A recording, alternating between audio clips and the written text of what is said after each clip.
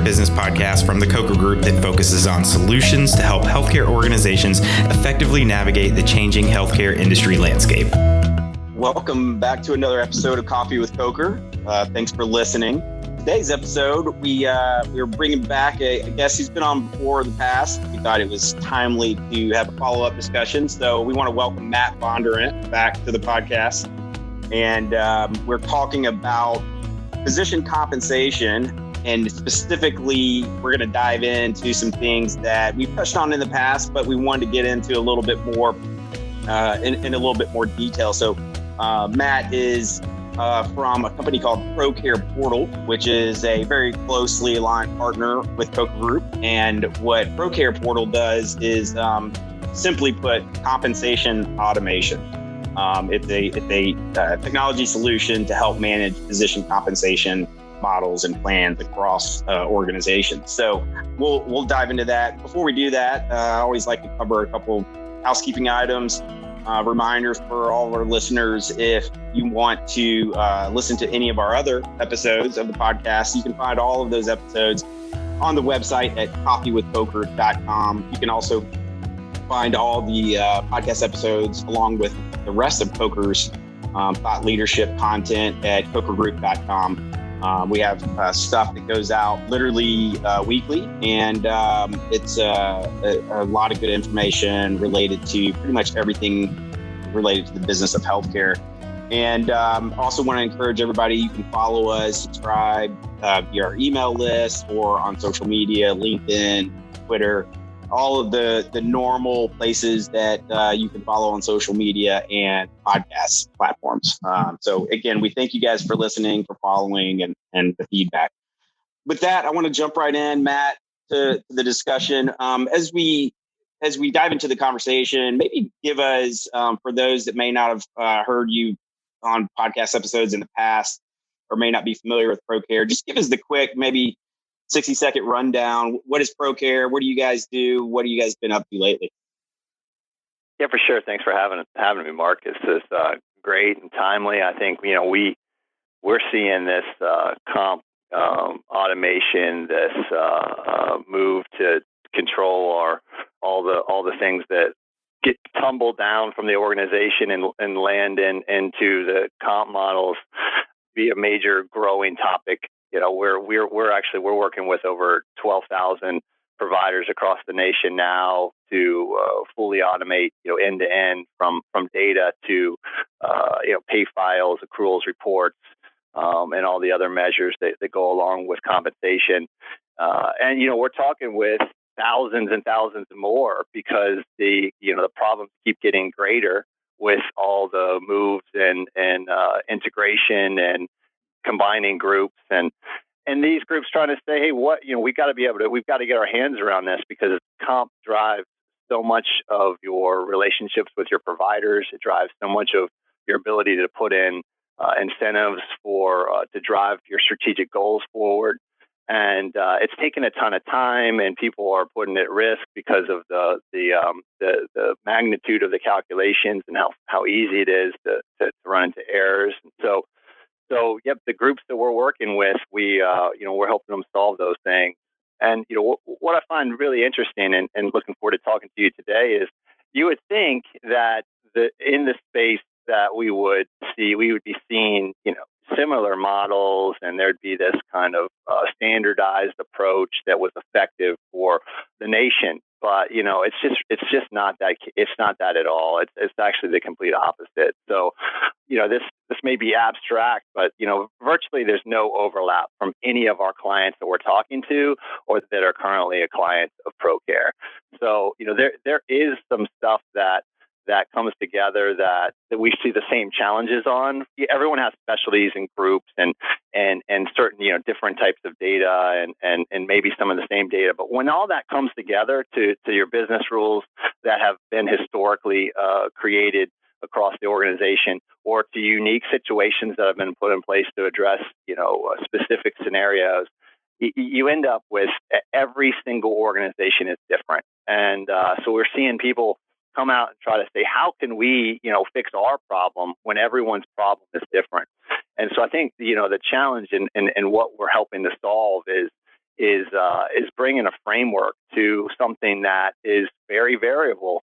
And instead of putting internal band-aids or taking a long journey to try to streamline these things, we're putting in frameworks where we can effectively manage everything from the data down to the calculation to to the modeling side of this, and give these orgs a framework to really move this forward. Yeah. Yeah, I think I want to get into that framework because I know that's something that you all have been working on and talking about a good bit. But I also want to kind of go back, talking about streamlining. It's interesting from the consulting standpoint, the consulting work that ProCARE does, whether it's compensation valuation work, whether it's comp strategy work for hospitals and health systems and groups, or it's on the transaction side, like you said, where a lot of systems, whether it's hospitals or private equity backed platforms, whatever it may be, they're rolling up a lot of groups and acquiring a lot of employing a lot of physicians. And there are certainly similar or common themes and general characteristics that we see are pretty common across the board. But I think it's a very interesting point that no two are exactly alike. And when you're talking about integrating thousands of providers, and maybe in a single transaction, maybe hundreds, there's a lot of variables there. And, from the business perspective, the consultant kind of dynamic, if you will, streamlining is typically what we want to go after, right? Streamlining is, achieve some degree of simplicity is many times the goal. In this case, though, I think it's very interesting because streamlining and oversimplifying in this case actually is a kind of a culprit, that results in a lot of negative consequences, sometimes unintended consequences. And it got me thinking, hey, who are you guys working with? Because there are many people in an organization. If you just think about let's just think about a health system, hospital, for instance. Many people, to some degree, in varying degrees, touch compensation. But I think it's kind of an interesting dynamic that if it's too streamlined, it may simplify certain things for one of those people or one of those departments. But what are the consequences, or what are the results of things that happen for all those others? And I think of finance, I think of HR, I think of compliance, legal, and then I'm sure there are others as well. But maybe talk a little bit more about that streamlining question.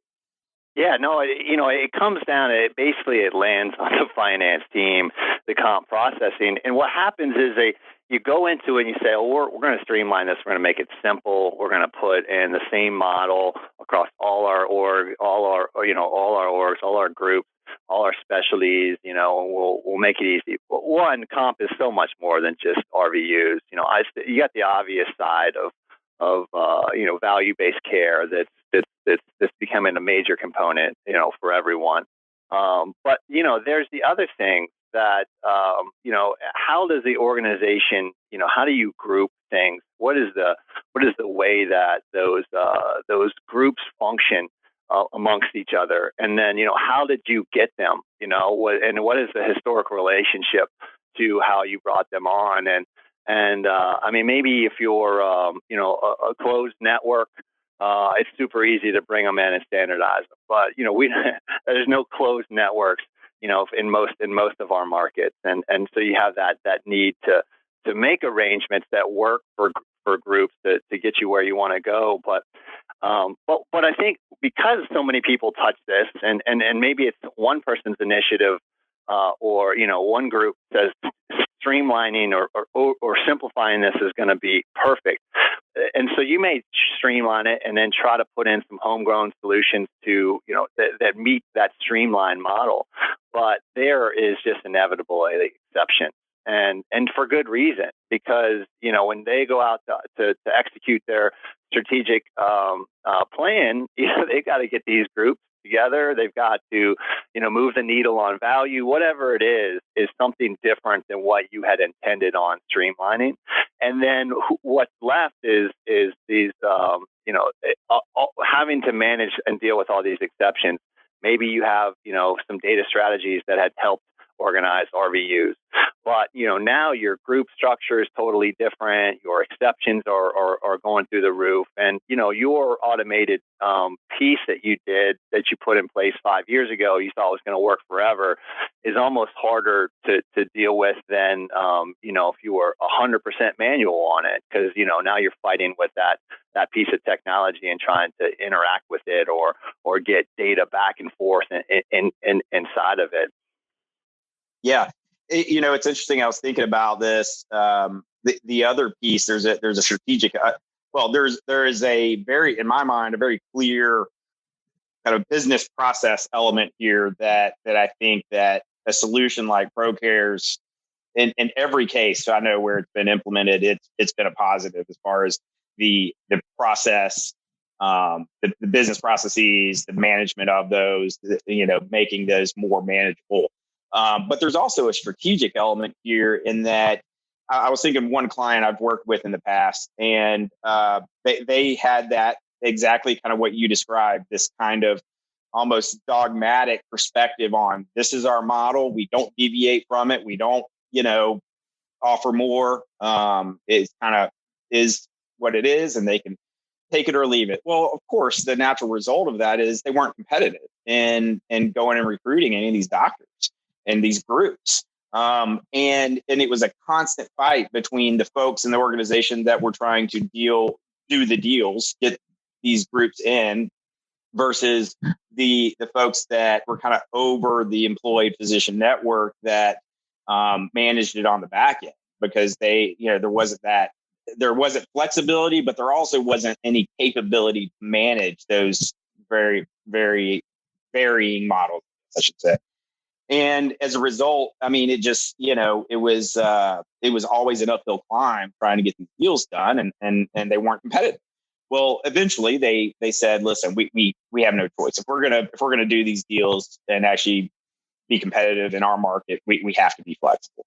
And so, that's one where they've had to kind of go back to the very beginning as far as developing new models, making sure they're able to manage them while at the same time making sure they remain within the standards of compliance and all those other things. I also think about kind of literally on the other side of that coin, another client that was just doing deals faster than they could keep up, and they had complete flexibility. But then what they found was on the back end, they didn't have the systems, the processes, the people, et cetera, to actually ensure they could follow through with those things. It was kind of like, are they compliant? Yes. Okay. Move on. Proceed. But not with much planning to that. So I imagine y'all see a lot of that kind of different versions of those and a lot in between as well.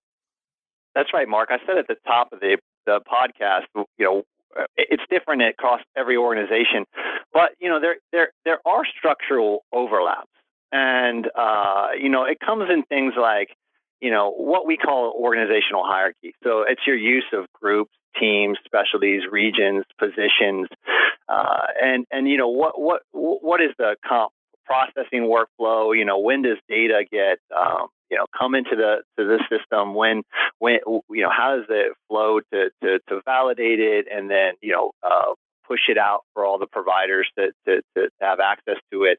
When do pay files go? When all those things are kind of fundamental components that kind of make up the process. The timing, access of who needs to have access to data. What level of visibility should they have?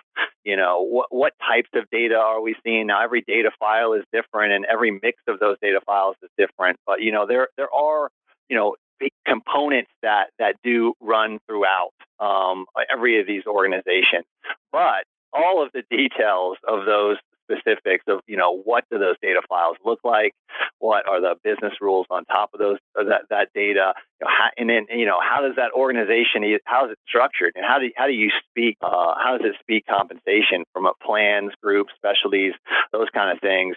Because then once you kind of have that, or you understand that, then, managing things like rates, targets, thresholds, it can fall in line with that same structure that we see, across the country. But I think the challenge is that structure is different for everyone, and it's somewhat flexing. And so how do you get your arms around that, and then allow the people who are doing the calculations to manage all of that diversity across the org ongoing, and then meet the needs of, as you mentioned, what you really need to put in place strategically, and that may be different than what you were doing last year.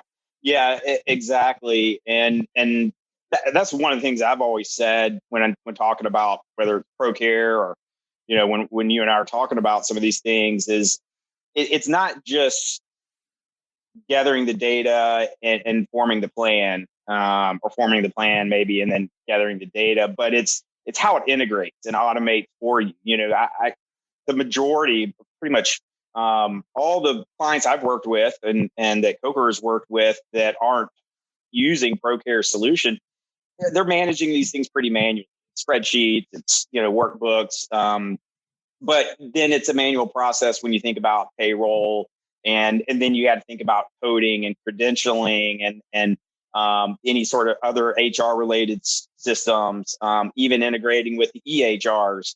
And then the managing of that data on the back end. I think it's interesting that it's like when you think about automating a solution that integrates with all those things, and essentially once the plan is there, it does it for you. I mean, I know that's probably oversimplifying it a little bit, but it essentially boils down to that. That really changes the game. You talked about the framework. And when you think about managing comp, I know you guys talk about this framework, and it's probably kind of an evolving framework, I imagine. But speak to that briefly, if you don't mind. What does that framework look like? What are the key components of it? And that's where it comes down to, is we have to start by automating all the data that touches comp across the organization. And that data actually isn't just encounter data, and it isn't just quality data or patient stat data. It's not just the those main source systems that you might think of. It's a mixture of that. Obviously we have all of those different, we call it event data, kind of that transactional data, encounter, patient stat, quality, shift, hours, panel, encounter close, adjustments, those kind of pieces. But then it's also what we call the organizational data. And so what you might say, well, what is organizational data, and why is it important? And really, this goes back to an age-old issue, in healthcare, and I think anyone can relate to this. When you have a practice management system, you have a payroll system, but none of them really speak the way that your organization is organized from an analytics standpoint, or even a day-to-day analytics side, or a day-to-day management side. You have all these groups, regions, teams, specialties, providers with different positions. And when you go to try to group data together and assign it and organize things in those methods, and you're reliant on something that just came out of the practice management system, or you're trying to mix multiple data sources together, then it's a huge challenge when you don't have a framework that's helping you link all that together. So that's a big component, is kind of starting with what is the structure of the organization, and how does the data flow? Ultimately, how do we manage comp attributes? What level do we need to manage that at? And all the exceptions that happen across those groups, regions, teams, specialties, etc. And so how can we first kind of assign people to these various groups and do that from all of these various sources. And then get in the key, another data component is bring in the provider demographics. So that, things like start date, linking them to all of those groups, teams, specialties, so that we manage compensation. And if we look at like a specialty, you would think specialty would be just super easy. Oh, well, we've got 20 specialties and that's all. Well, when every group we work with, it's a common dilemma of, specialty seems like it'd be cut and dry, but, there are, specialties coming out of their practice management system. There's specialties that they use for benchmarking. There's specialties that they use, on the floor of the clinic because, there's obviously subspecialties, and then, they're managing those groups and things differently. And go look at their data systems, and nothing's managed that, but nothing is managing that variability they have across those specialties. So how then can you take a data and then allocate it or manage the business rules around this variable group of specialties that doesn't exist in any of those? So we're bringing that kind of framework. That's that org framework, so that we can layer on who a provider is, get all their data from a demographic side, and then actually have them in these groups and in an automated sense.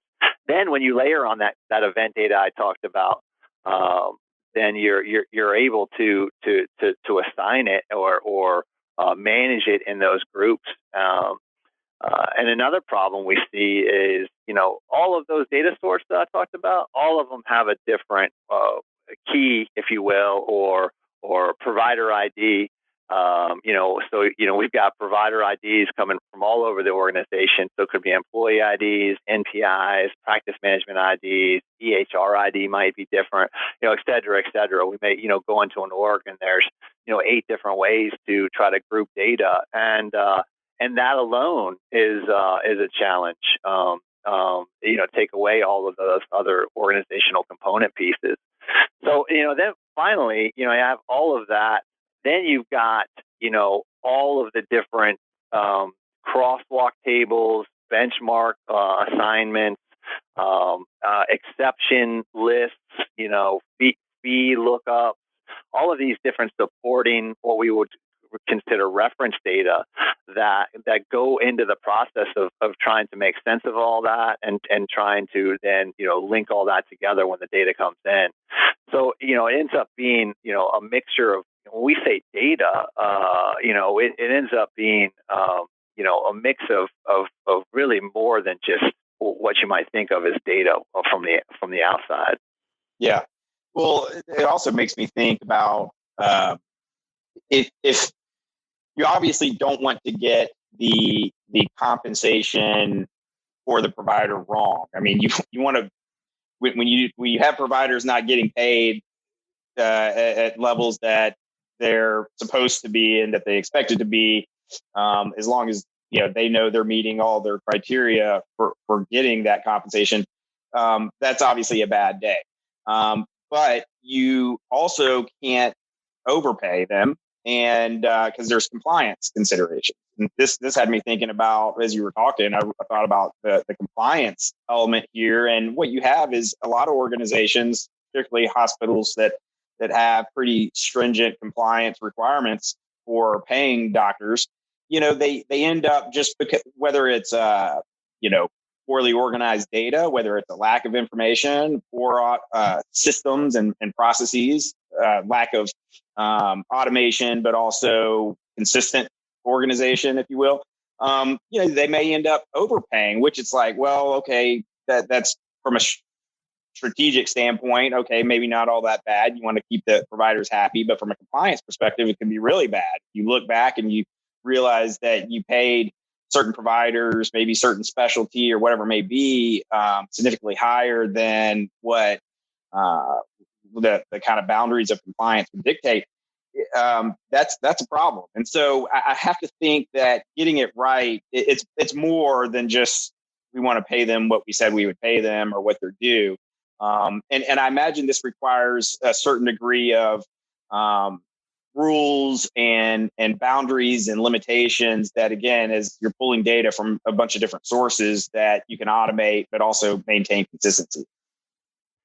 Yeah, absolutely. That compliance piece is big because, what happens, another thing, it's so hard to calculate compensation, without the right framework. And so you end up having data all over the place. So it's really hard to even know what you paid a provider over a given period of time. So when it's all said and done and you can bring it all together and not only bring it all together and have an accurate number of what you paid them, but then layer on top all the analytics that for the decision that you need to make on, is this a fair market value problem or not? It is a great outcome of going through this exercise to have those analytics, and those analytics go further than just even your, what level of total cash compensation are these people at, but it can also drive operational things like how do we set their draw, and when do we change their draw, and who is going in the red if we don't set their draw, and to have all those things at your fingertips. And all that's in scope when we work with our clients. It's not just like I said, it's not just RVUs. And the way we handle that, how we can get to that level of visibility to those various measures, or what you really need to do if you're setting out on a journey to try to organize this, is not only try to get your arms around that organizational data, obviously, bringing in all that event data that we talked about, but then you got to have a way to do all the calculation, and that's ultimately what we're providing our clients, and we're doing that with a full-on rules engine that is has multiple phases that can go and get and manage all of this automation that happened on the front end, to assign all these people through that, to manage that organizational hierarchy and to get all this data in and assigned, and and then give visibility to the line items that make up all of that logic. Because I think if you just throw this thing into some back end SQL, and you end up with an in-state number, it's not only are you opening yourself up to a ton of risk, because nobody knows what makes that number up. And as soon as they find out that number's wrong, they'll never trust a number that comes out of your department again. But you're also taking away all of that ability to, use those incremental steps, or that incremental level of data to manage the process and to show visibility to how that calculation is done, so you have that trust. And so,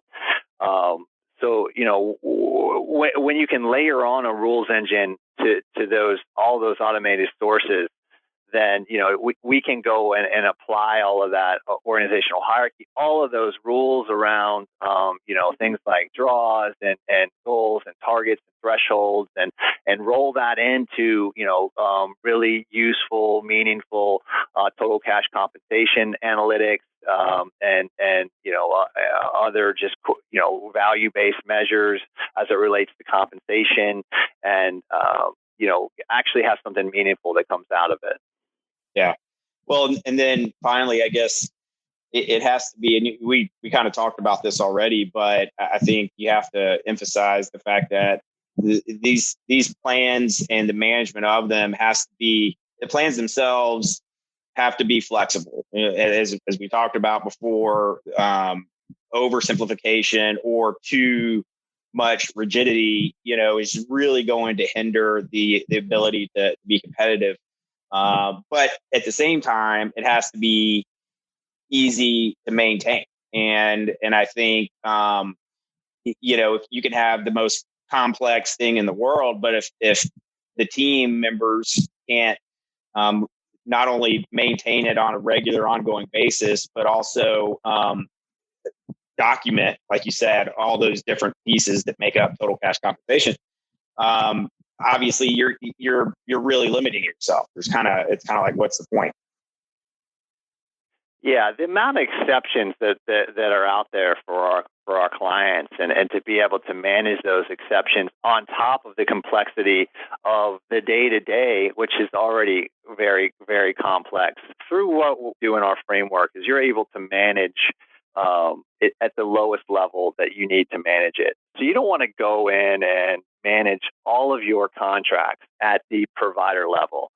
Every time then you want to make a rate change or do any kind of strategic modeling to understand what changes are going to be, then you're really having to look at that at the per provider level. And as we that's 1,000, 2,000, 3,000 different things that you're going in and having to manage and work with. And so by having this framework, this organizational hierarchy, layered on top with a robust calculation that can calculate any kind of and do any of the math that you need to across periods, do rolling numbers, do use numbers from previous periods to create calculations, have all the flexibility you need to do eligibility criteria to reach new tiers and manage a variety of other things.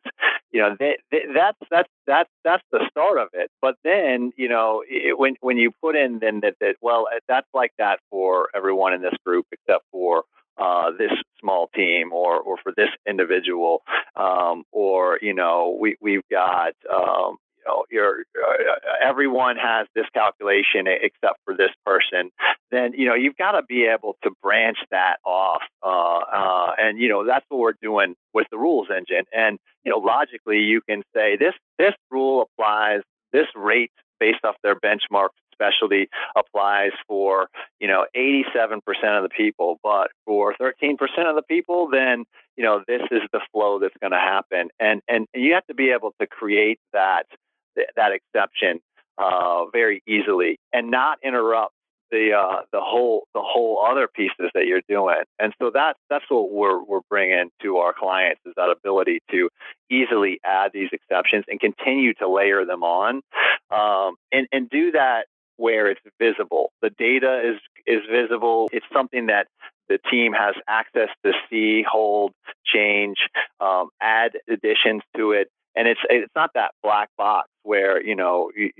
ship it off, you get a number, and then you try to adjust it or try to understand what it is. And because rationally, irrationally, right, wrong, the other piece is there's always overrides, there's always exceptions. Yeah, you get in these situations where you've got all these exceptions and overrides, and you need to be able to get that data back into the system so that the calculation ongoing works. Because if you sit outside your system and the automation that you had or you thought you had is no longer, if you're constantly fighting with the data that's in your data sources because it's not right, you can't get any valuable analytics out of that. And so having a system that allows you to get that data back in is critical. And then, from a day-to-day management standpoint, again, you don't want to be managing these quote unquote contracts at that individual provider level. You have a new group that starts, you make a new arrangement with a brand new organization. You need to be able to bring that in and compensate those people, even if the fundamental components are different. And we need to be able to do that by easily getting, integrating new data in, and by easily, managing that exception or putting that new rates in. And so, what we're bringing our clients is you can bring on new groups just by, adding a new row and a table that it defines what organizational hierarchy they fall in, or, it's a couple additions to some areas of the user interface, and then you're onboarding that group. If you have to go out and, try to, have that be built outside and then bring that in and validate it, there's going to be all kinds of problems that fall into that. So the day-to-day management of onboarding new groups, the day-to-day management of processing comp, restating comp, pushing comp out to these various groups, getting the right person, the right level of access, all that stuff needs to be easy so that you can support all this complexity. Yeah. And I can tell you again from the consultant perspective, someone maybe looking at it from a valuation perspective or a compliance consideration, having that clean data and clean perspective with all that complexity is invaluable. Not only does it make our job easier and more streamlined, I guess, but it's much safer from a risk standpoint when you think about the potential risk of compliance questions or even issues that come up. So as we wrap up here, one of the things I wanted to ask you is about complexity, and I'm curious, with all the different models you've seen, the different types of organizations and regions that you guys are working in and specialties, I'm curious, what is one of the more complicated, or what are some of the characteristics of the more complicated models that you've seen? Yeah, I'm sure there's people that may be listening and say, "Oh, well, it sounds great, but our model is pretty complex." Well, there's definitely some complex models out there. So let's look at a very common scenario. And when I say common, obviously there will be a ton of variability across this, but just to give everybody an idea, I mean, so generally, I think one of a complicated type arrangement we see is somebody has a group outside service level agreement or even internal agreements. They have contract year logic, so that's something that doesn't snap or match to a fiscal or calendar year. And meanwhile, they have people who snap to those periods as well. So it's kind of a mix of contract year versus fiscal versus calendar. So, various calendars that come into this. And then, add into that complexity that things may change. People may come and go into those plans mid-month. And so you may need to do some proration logic to, take one group and pay it at a certain rate, change that, mid-period. Some groups are able to snap those changes to the period start, but, others aren't. And so you've got to be able to handle that proration side of things. It's interesting you say that, because I didn't even think about that. But if you think about that from say you're in the deal process, you're in the process of buying a new group or employing a new provider. You start on July 18th. That's when the contract goes into effect, but they're on a calendar year for their fiscal year. And not only is that complexity, I'm sure it's pretty complicated just kind of getting that ticked off, but I also think about it when you start getting to renewal periods or when you need to do evaluation or fair market value opinion from a compliance perspective on the time periods involved. And, if you have half a year or half a month or a 3.5 months, whatever it may be, that's kind of off, that can throw off a lot of other things in the renewal period. Yeah, and it happens even it could happen on like somebody goes out on leave, FMLA or short term leave side, and then you want to adjust down their thresholds and their targets and then actually apply those. And it can get complicated really quick when you start throwing in the proration side of it. It's already multi-layered calculation. Now throw in that piece. And then if we keep going, you've got things like guarantees that end at a specific time frame. So we want to automate when that happens and the logic around that. And so you don't want to have to put a sticky note on your computer to change these guarantees or have to constantly fight and look at these. I don't know how many times where you have these very core important pieces that once we get through implementation, or in the implementation process, we see so many problems on these things that are well intended, that are always components of models, but they're just too hard to manage when you're just doing it from a spreadsheet or some homegrown system side, because there's a ton of logic that goes into when someone falls off of a guarantee. Is that an auto set time? Is it based on some kind of performance measure over time? We're automating all of that change and that logic to there. Maybe they're on a guarantee, but it has upside only logic. And so, how does a comp team, manage that without, robust rules that are automated to do that? And the short answer is they don't do it very well, and it's not their fault. It's really not their fault because it's just too complex to get there. Yeah, I mean, because you may also have to prorate this or adjust it based on FTE. I mean, the layers just keep coming.